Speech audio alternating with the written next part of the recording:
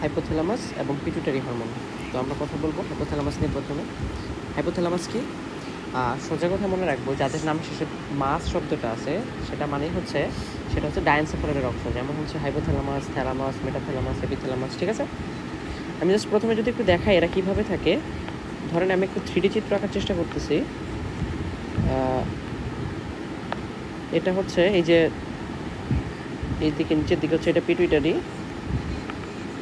ঠিক আছে, এটা হচ্ছে পিটুইটারি, এই লাল এটা হচ্ছে হাইপোথ্যালামাস, আর এইটা হচ্ছে অ্যান্টেরিয়র পিটুইটারি, এটা হচ্ছে পোস্টেরিয়র পিটুইটারি। হাইপোথ্যালামাসের ঠিক পেছনের দিকে থাকে হচ্ছে থ্যালামাস। ঠিক আছে, এটা হচ্ছে থ্যালামাস, তার পেছনে থাকে হচ্ছে পিনিয়াল গ্ল্যান্ড বা যেটাকে বলছে এপিথ্যালামাস। আর নিচের দিকে আমি বলবো নিচের দিকে থাকে হচ্ছে হাইপোথ্যালামাসের একটু নিচের দিকে থাকে হচ্ছে ম্যামিলারি বডি। কী থাকে? Mammillary body.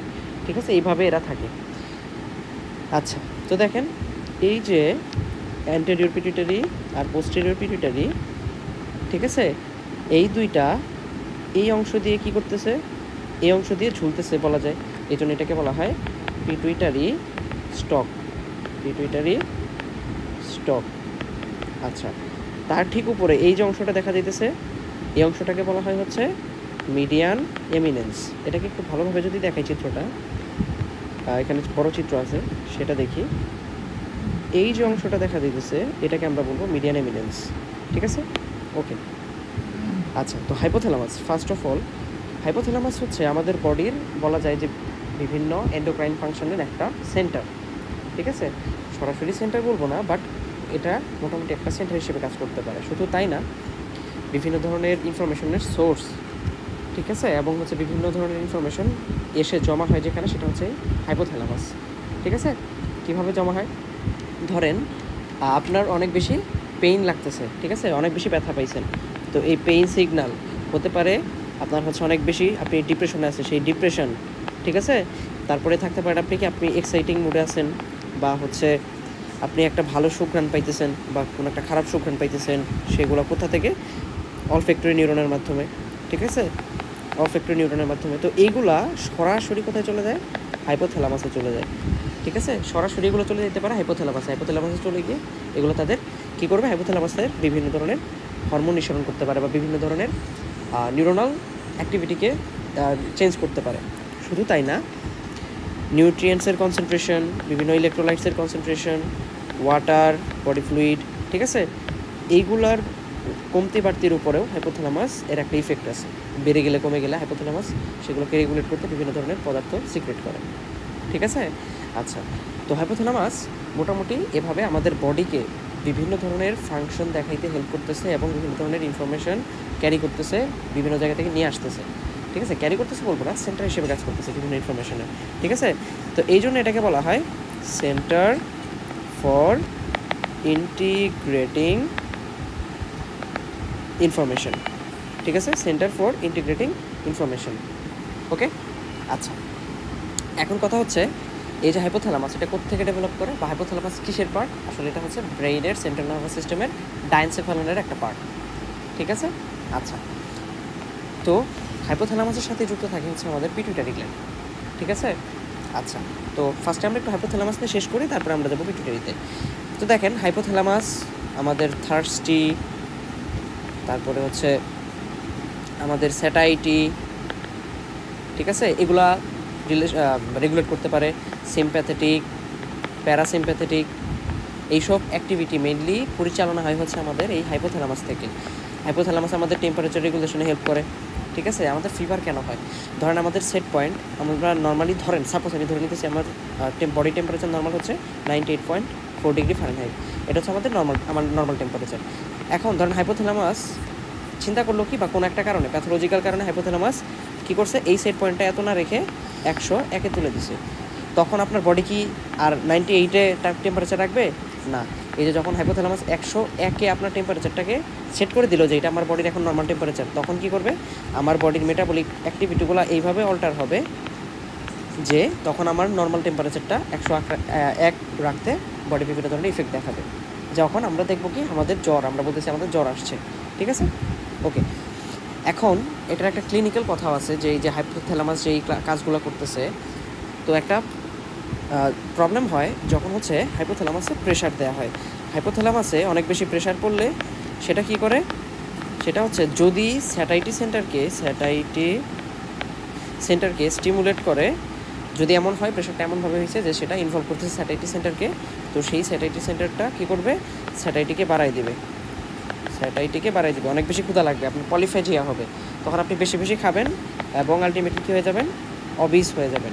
ঠিক আছে, এইটাকে বলা হয়, এটা হচ্ছে ফ্রোলিক্স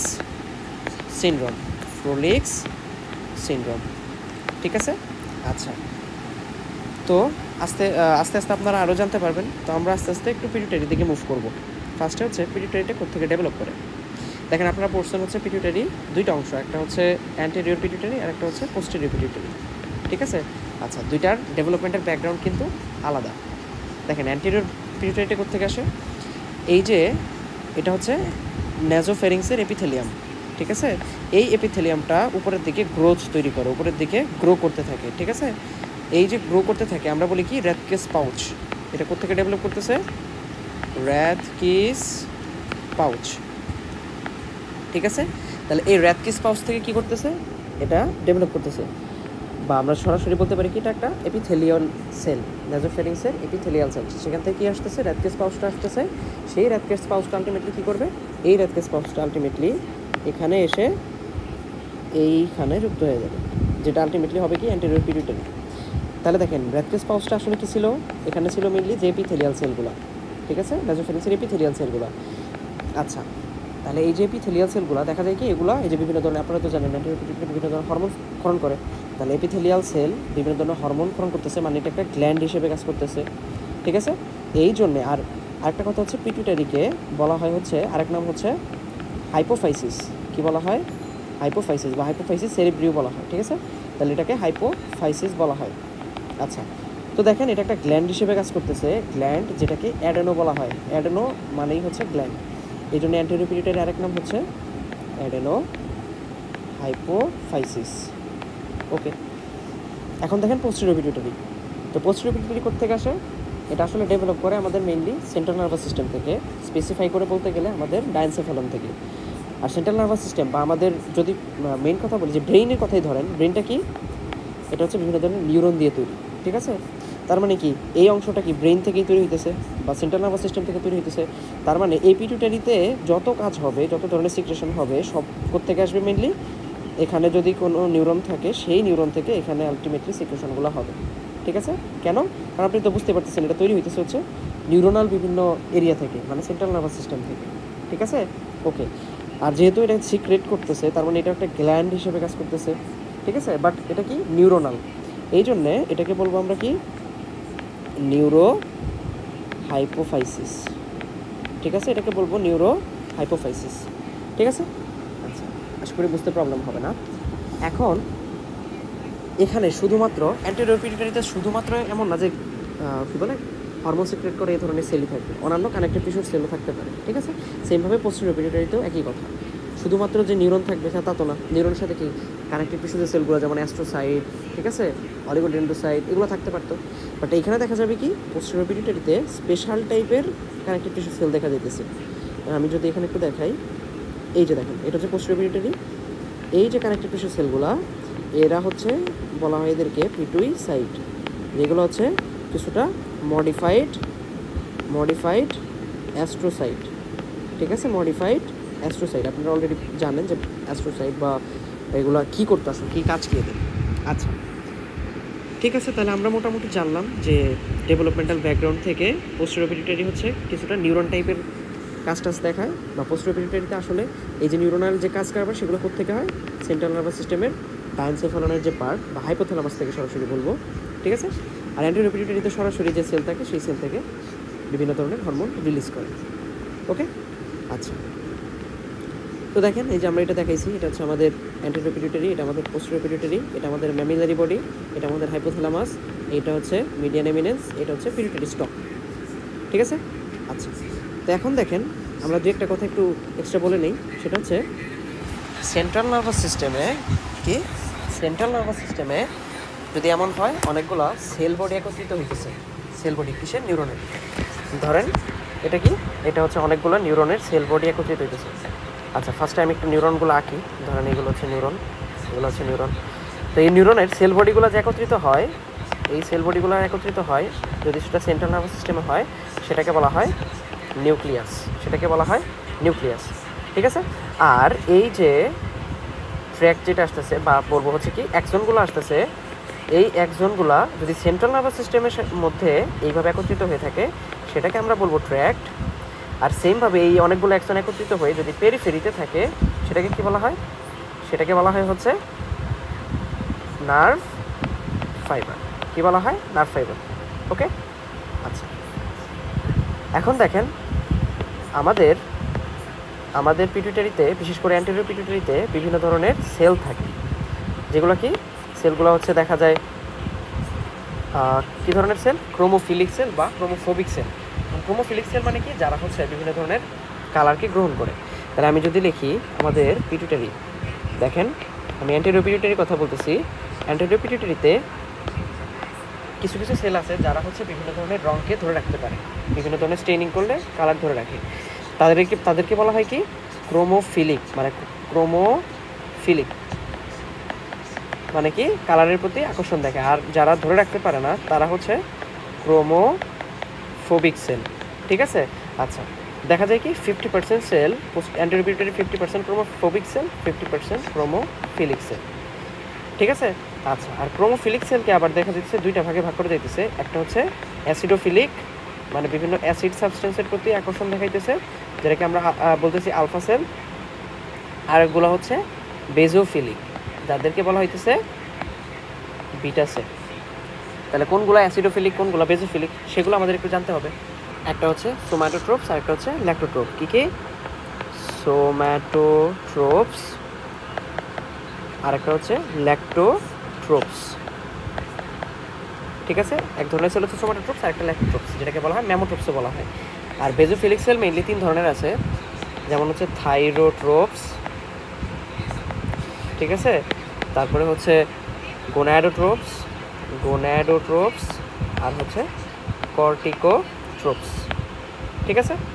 আচ্ছা, ওকে। তো এই হচ্ছে অ্যান্টেরিয়র পিটুইটারিতে কী কী সেল থাকে। আরেকটা কথা বলি, এই যে ক্রোমোফোবিক সেল যেগুলো আছে, এই ক্রোমোফোবিক সেলগুলো দেখা যায় কি এগুলো আসলে, এই যে ক্রোমোফিলিক সেলগুলো অনেক সময় থাকতে পারে কি তারা ইমেচিউর হয়ে গেছে, বা তারা তাদের অ্যাক্টিভিটি, সিক্রেটিং অ্যাক্টিভিটিগুলো দেখাইতে পারতেছে না, তখন এরাও ক্রোমোফোবিক সেল হয়ে যেতে পারে। ঠিক আছে। ওকে। তো দেখেন আমরা যেগুলো দেখলাম, যে এই যে এটা হচ্ছে আমাদের হাইপোথ্যালামাসে এই যে বিভিন্ন ধরনের নিউক্লিয়াস দেখা যেতেছে, নিউক্লিয়াস প্যারাভেন্ট্রিকুলারিস, প্রোপিওপ্টিকাস, বা এগুলোকে আসলে বলে যে paraventricular nucleus, lateral nucleus, anterior nucleus. আমাদের এত কিছু জানতে হবে না, আমি জাস্ট চিত্রটাকে দেখাতে দিচ্ছি যে দেখেন এটার স্ট্রাকচারটা কিছুটা কেমন দেখতে, কোথায় থাকে। এটা হচ্ছে যে স্ফেনয়েড বোন, এই স্ফেনয়েড বোনের এখানে থাকে। ঠিক আছে। ওকে। আচ্ছা, তো আমরা এখন একটু দেখতে চাইতেছি কোন নিউক্লিয়াস থেকে কী হরমোন আসে আসলে। তো এই নিউক্লিয়াসগুলো কোথায় থাকতেছে? হাইপোথ্যালামাস। এই হাইপোথ্যালামাস থেকে বিভিন্ন ধরনের রিলিজিং বা বিভিন্ন ধরনের ইনহিবিটরি হরমোন আসতেছে, যেটা অ্যান্টেরিয়র পিটুইটারি থেকে বিভিন্ন ধরনের হরমোন নিঃসরণ করতে হয় হেল্প করতেছে, নাহলে বাধা দিতেছে। ঠিক আছে। আচ্ছা, তো এখন দেখেন আমাদের যে সেলগুলো আছে, তো ফার্স্টে আমরা কথা বলি একটু আর নিউক্লিয়াস, যে নিউক্লিয়াসগুলো আছে আমরা প্রথমে কথা বলি একটু বিভিন্ন ধরনের নিউক্লিয়াস নেই, কোন নিউক্লিয়াস থেকে কী আসে। দেখেন আর্কয়েড নিউক্লিয়াস, এখান থেকে কী আসে? এখান থেকে আসে গ্রোথ হরমোন, রিলিজিং হরমোন, এখান থেকে আসে প্রোল্যাকটিন ইনহিবিটিং হরমোন। এইটা আসে বেশি, এটা একটু কম আসে। ঠিক আছে। আচ্ছা, তারপরে আসে হচ্ছে প্যারাভেন্ট্রিকুলার নিউক্লিয়াস থেকে আসে corticotropin releasing hormone, ventromedial nucleus থেকে আসে গ্রোথ হরমোন রিলিজিং হরমোন। ঠিক আছে, এটা গ্রোথ হরমোন রিলিজিং হরমোন। তারপরে পেরিভেন্ট্রিকুলার নিউক্লিয়াস থেকে আসে, এটা হচ্ছে গ্রোথ হরমোন ইনহিবিটিং হরমোন বা growth hormone inhibitory hormone. Preoptic nucleus থেকে আসে গোনাডোট্রোপিন রিলিজিং হরমোন। আর ডর্সোমিডিয়াল নিউক্লিয়াস থেকে কি আসে? Thyrotropin releasing hormone. ঠিক আছে। দেখেন এই হরমোনগুলো কি করে, এরা হচ্ছে বিভিন্ন ধরনের এটা বাদ দিয়ে বিভিন্ন ধরনের হরমোন বের করতে কি করে? স্টিমুলেট করে। ঠিক আছে। আর এই যে প্রোল্যাকটিন ইনহিবিটরি হরমোন, এটা কি করে? প্রোল্যাকটিনকে বের হতে বাধা দেয়, অ্যান্টেরিয়র পিটুইটারি থেকে প্রোল্যাকটিনকে বের হতে বাধা দেয়। তার মানে কখনো যদি এরকম হয় যে আপনার এখানে ধরেন এখানে কাটা গেছে এই অংশটা, বা এমন হয়েছে যে এখানে ডেস্ট্রয় হয়ে গেছে, ডেস্ট্রয় হলে কী হবে? সব হরমোনের পরিমাণ কমে যাবে এক্সেপ্ট প্রোল্যাকটিনটা তখন বেশি সিক্রেশন হবে। ঠিক আছে। ওকে, তাহলে এই যে দেখেন যখন এই হরমোনগুলা হাইপোথ্যালামাস থেকে আসে তখন এগুলো কি করে, এগুলো অ্যান্টেরিয়র পিটুইটারি থেকে বিভিন্ন ধরনের হরমোন রিলিজ করতে হেল্প করে। কীভাবে দেখেন, এই যে নিউক্লিয়াসগুলো আছে, এই নিউক্লিয়াস ধরো আমরা বলতেছি এই বিভিন্ন ধরনের নিউরন এখানে আছে, তো এই এক এক ধরনের নিউরন কী করতেছে, এই সার্কুলেশন এক এক ধরনের হরমোনগুলোকে পাঠাই দিতেছে। আর কোন সার্কুলেশনে, এটা হচ্ছে দেখেন ক্যাপিলারির মধ্যে, যে ক্যাপিলারিগুলো দেখেন এখানে বিভিন্ন ছিদ্র আছে, ফাঁকা ছিদ্র আছে, যেগুলোকে বলা হয় ফেনেস্ট্রা। এই জন্য এই ধরনের ক্যাপিলারিকে বলা হয় ফেনেস্ট্রেটেড ক্যাপিলারি। ঠিক আছে, তাহলে এইগুলো কি ফেনেস্ট্রেটেড ক্যাপিলারি। আচ্ছা, আর এই যে আর্টারিটা আসছে এটা আসলে হচ্ছে সুপিরিয়র হাইপোফাইশিয়াল আর্টারি। ঠিক আছে, দেখেন এটা আসার পরে একবার ক্যাপিলারিতে বিভক্ত হয়েছে, আরেকবার অ্যান্টেরিয়র পিটুইটারি দিয়ে ক্যাপিলারিতে বিভক্ত হয়েছে। তাহলে হার্টে যাওয়ার আগেই এটা যে দুইবার ক্যাপিলারিতে বিভক্ত হইল, এটাকে আমরা বলতেছি পোর্টাল সার্কুলেশন। ঠিক আছে, আচ্ছা, তো এই দেখেন যখন এরা কী করতেছে, এই হরমোনগুলা আসতেছে কোত্থেকে, এই নিউরনগুলো থেকে কি গ্রোথ, বিভিন্ন ধরনের রিলিজিং বা বিভিন্ন ধরনের ইনহিবিটরি হরমোন, এইগুলা এই ব্লাড দিয়ে আস্তে আস্তে আস্তে আস্তে আসতেছে কোথায়, এখানে আসতেছে। এখানে আসার পরে এগুলা বিভিন্ন ধরনের কি, এই যে সেলগুলো আছে তাদেরকে স্টিমুলেট করে কি করবে, বিভিন্ন ধরনের হরমোন রিলিজ করতে হেল্প করবে। কোনটা থেকে কি আসবে, কি হরমোন আসবে দেখেন, এই যে আমরা 5টা সেল পড়লাম, ধরুন এটা হচ্ছে সোম্যাটোট্রোপস, এটা হচ্ছে গোনাডোট্রোপস, এটা থাইরোট্রোপস, এটা কর্টিকোট্রোপস, আর এটা হচ্ছে ল্যাক্টোট্রোপস। দেখেন সোম্যাটোট্রোপস এখানে কি growth hormone, releasing hormone, growth hormone, inhibitory hormone দুইটাই এসে বাইন্ড করতে পারে। ঠিক আছে, বাট এই সেলটা যখন রিলিজিং হরমোন দিয়ে বেশি স্টিমুলেট হয় তখন এটা গ্রোথ হরমোন রিলিজ করে বেশি বেশি। ঠিক আছে, আচ্ছা, তারপরে কি গোনাডোট্রোপিন রিলিজিং হরমোন যখন এখানে আসে তখন এখান থেকে গোনাডোট্রোপস থেকে রিলিজ হয় কি এফএসএইচ আর হচ্ছে এলএইচ, ফলিকল স্টিমুলেটিং হরমোন আর লুটিনাইজিং হরমোন। যখন থাইরোট্রপিন রিলিজিং হরমোন আসে থাইরোট্রপসে তখন সেখান থেকে কী করে টিএসএইচ ক্ষরণ করে। যখন কর্টিকোট্রপসে অ্যাড্রেনোকর্টিকোট্রপিক হরমোন আসে তখন এখান থেকে কি আসে, এখান থেকে কর্টিকোট্রপিক বলতেছি, কর্টিকোট্রপিন রিলিজিং হরমোন আসে তখন সেটা কি করে, সেটা হচ্ছে অ্যাড্রেনোকর্টিকোট্রপিক হরমোনকে রিলিজ করে। আরেকটা হরমোনকে রিলিজ করে সেটা হচ্ছে মেলানোসাইট স্টিমুলেটিং হরমোন। একটা কথা বলি, সেটা হচ্ছে অ্যাড্রেনোকর্টিকোট্রপিক হরমোনটা ব্রেকডাউন প্রোডাক্ট হিসেবে কি, অ্যাড্রেনোকর্টিকোট্রপিক হরমোনের ব্রেকডাউন প্রোডাক্ট হিসেবে মেলানোসাইট স্টিমুলেটিং হরমোনটা তৈরি হয়। ঠিক আছে, তার মানে এগুলো কোত্থেকে আসতেছে, কর্টিকোট্রপস থেকে আসতেছে। আর এই মেলানোসাইট স্টিমুলেটিং হরমোন কী করে, আমাদের বডির পিগমেন্টেশন বা হচ্ছে কালার, বা যদি বলতে চাই যে আমাদের কারো শরীরের স্কিন কালো, এই কালো কালার হইতে হেল্প করে হচ্ছে মেলানোসাইট স্টিমুলেটিং হরমোন। ঠিক আছে, তো কারো শরীরে যদি এরকম হয় যে এই সেলটাতে টিউমার হয়েছে, বা হতেই পারে যে বিভিন্ন আলাদা প্রবলেমের জন্য এই সেলটা বেশি বেশি সিক্রেশন করতেছে, তাদের মধ্যে কি দেখা যাবে না যে তাদের শরীরে বেশি কালো হয়ে গেছে কোনো কোনো জায়গায়, বা হাইপার পিগমেন্টেশন দেখা দিতে পারে। ঠিক আছে, যেটা আসলে অ্যাডিসন্স সিনড্রোমে হয় বা অ্যাডিসন্স ডিজিজে হয়। ঠিক আছে, আমরা এটা আপাতত পরে পড়বো যখন এইটা নিয়ে কথা বলবো। ঠিক আছে, আচ্ছা, আর এই ল্যাক্টোট্রপসে কি আসে, প্রোল্যাকটিন ইনহিবিটরি হরমোন, যেটা কি করে প্রোল্যাকটিনকে বের হইতে ইনহিবিট করে। ঠিক আছে, তাহলে আমরা অ্যান্টেরিয়র পিটুইটারি বিভিন্ন হরমোন সম্বন্ধে জানলাম, এরা রিলিজ হয় এবং এরা এদের কাজ করে এভাবে।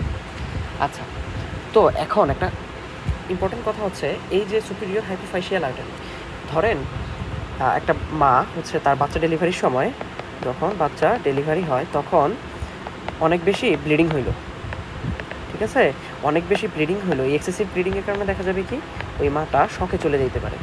শকে চলে গেলে কি হবে, সুপিরিয়র হাইপোফাইশিয়াল আর্টারি সহ বডির অন্যান্য বিভিন্ন আর্টারি কনস্ট্রিক্ট করতে পারে।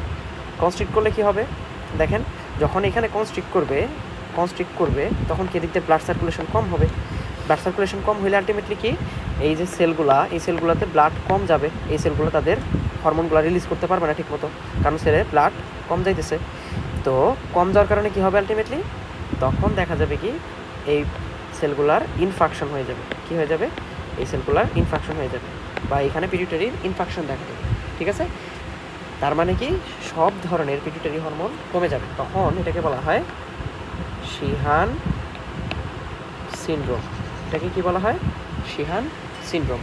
ঠিক আছে, এই কথাটা আমরা মাথায় রাখবো। আচ্ছা, তো এই গেল হচ্ছে আমাদের অ্যান্টেরিয়র পিটুইটারি নিয়ে দু একটা কথা। এখন আমরা একটু পোস্টেরিয়র পিটুইটারি নিয়ে কথা বলি। দেখেন, পোস্টেরিয়র পিটুইটারিটা আমরা বলছিলাম কি এটা হচ্ছে সরাসরি নিউরনের সাথে রিলেটেড, তৈরি হয় হচ্ছে সেন্ট্রাল নার্ভাস সিস্টেম থেকে। তাহলে এই যে নিউক্লিয়াস এরা সরাসরি রিলিজ করবে কোথায়? এরা সরাসরি রিলিজ করবে হচ্ছে ব্লাডে সিক্রেশন করবে। এখন তৈরিটা হবে কোথায়? ধরেন যে হরমোনটা তৈরি করবে সেটা তৈরি হবে কোথায়? অবশ্যই সেল বডির ভিতরে। তো এখান থেকে কি সার্কুলেট করে এইদিকে আসতে হবে না? হ্যাঁ, তো এটাকে নিয়ে আসবে কে? এই যে ধরেন এটা হরমোন, আর এটা হচ্ছে তার সাথে বাইন্ড করে হরমোনটাকে এই সার্কুলেশন পর্যন্ত নিয়ে আসলো, বা এখানে নিয়ে এসে আগে ধরেন এই যে এখানে জমা করলো। তাহলে এইখানেও যদি জমা করতে হয়, নিয়ে আসতে হবে তো একজন দিয়ে। কে নিয়ে আসবে? সেটা হচ্ছে, এটাকে বলা হয় নিউরোফাইসিন। আর এই যে নিউরনগুলা, এদেরকে ম্যাগনোসেলুলার নিউরনও বলা হয়, ম্যাগনোসেলুলার নিউরন।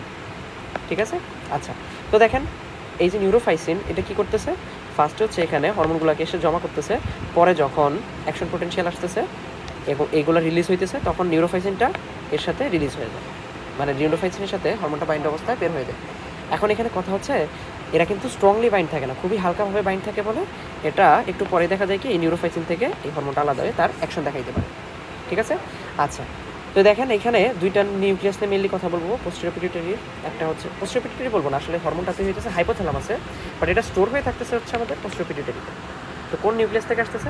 দেখেন সুপ্রাঅপটিক যে নিউক্লিয়াস, এই সুপ্রাঅপটিক নিউক্লিয়াস থেকে আসতেছে কি? সুপ্রাঅপটিক নিউক্লিয়াস থেকে আসতেছে অক্সিটোসিন। ঠিক আছে? আর আরেকটা হচ্ছে সুপ্রাঅপটিক থেকে আসতেছে, একটু ভুল বললাম, সুপ্রাঅপটিক থেকে আসতেছে অ্যান্টি ডাইউরেটিক হরমোন, আর প্যারাভেন্ট্রিকুলার থেকে আসতেছে হচ্ছে অক্সিটোসিন। ঠিক আছে? তো এগুলো আসতেছে, আশা করি মনে থাকবে। তাহলে কি প্যারাভেন্ট্রিকুলার নিউক্লিয়াস থেকে কি আসতেছে? প্যারাভেন্ট্রিকুলার থেকে আসতেছে হচ্ছে অক্সিটোসিন, আর সুপ্রাঅপটিক নিউক্লিয়াস থেকে আসতেছে অ্যান্টি ডাইউরেটিক হরমোন। ঠিক আছে? তো অ্যান্টেরিয়র পিটুইটারি আর পোস্টেরিয়র পিটুইটারি নিয়ে আজকে মোটামুটি ছোট্ট কথা বললাম, আর পরবর্তী ক্লাসে এটা নিয়ে আরও কথা হবে। আরেকটা কথা বলা যেতে পারে, এই যে এখানে thyroid stimulating hormone, follicle stimulating hormone, luteinising hormone, এবং আরেকটা হচ্ছে হিউম্যান কোরিয়নিক গোনাডোট্রপিন, আমরা যেটা পরবর্তীতে পড়ব। দেখেন এদের দেখা যায় কি দুইটা চেইন থাকে, একটা হচ্ছে আলফা আর একটা হচ্ছে বিটা। আলফা চেইনটা 89টা অ্যামাইনো অ্যাসিড দিয়ে তৈরি, 4টার ক্ষেত্রে alpha chain same, just beta চেইনটা ডিফারেন্ট হওয়ার কারণে এরা ডিফারেন্ট মেকানিজম দেখাইতে পারে। ঠিক আছে? আচ্ছা, তো আজকে ক্লাসটা এতটুকুই।